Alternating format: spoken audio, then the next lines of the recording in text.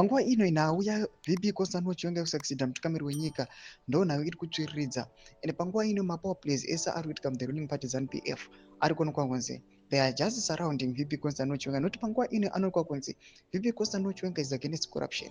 Ende panguva ino anoonekwa kunzi if he succeed akabudirira aiwa pamaplans anozikamwa nemunhu wese kuti aiwa VP Constantine Chiwenga ndo vari expected kusucceeda mutungamiri wenyika even nhau dzinotaurwa the gentleman's agreement dzakaitika muna 2017 dziinhau dzinokuonekwa kunzi awa dziri kungotenderera panguva ino dziri kuonekwa kunzi it's almost about to be violated kana kuita betrayals. Panguva ino tiri kuona kuti there is a faction aiwa inosapota VP Constantine Chiwenga yachikomenda pane this issue. Sarabina mashoko ari mudanyogwa panguva ino majara jaros kuti subscribe like on the bell icon timda pendo pake anobudanyora achiti instead of supporting and lobbying for Chiwenga to take over from him as a token for supporting him in the 2017 coup, Idi Mnangagwa has used people like Chris Mnangagwa and the millions cabal to attack him.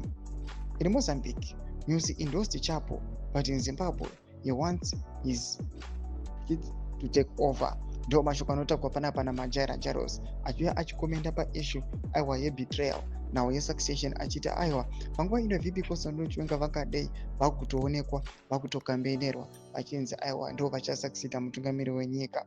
Panguva ino majara jaros anoendera mberi achikomenda aiwa the situation iripo aiwa munyika yeZimbabwe under the leadership yemutungamiri wenyika achiti over the years the corrupt and brutal ZANU-PF regime mortgaged Zimbabwe for $21 billion but with absolutely nothing to show for it.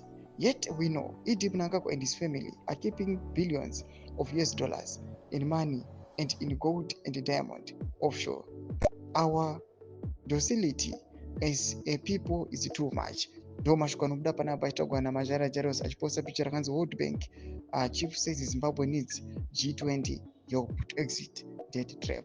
Mashoko ari kubuda panguva ino anoona majara jaros ari kuataka the leadership yemutungamiri wenyika panguva ino achiti aiwa panguva ino zvazonyanya 2030 tikasvika aiwa takadai zvinopera mushere. Iwe chimbotiudzai mafungiro enyu munoti kudii pamusoro penhau iyi. Pina comment section mendudzi mafungiro enyu. Subscribe or like, turn on the bell icon.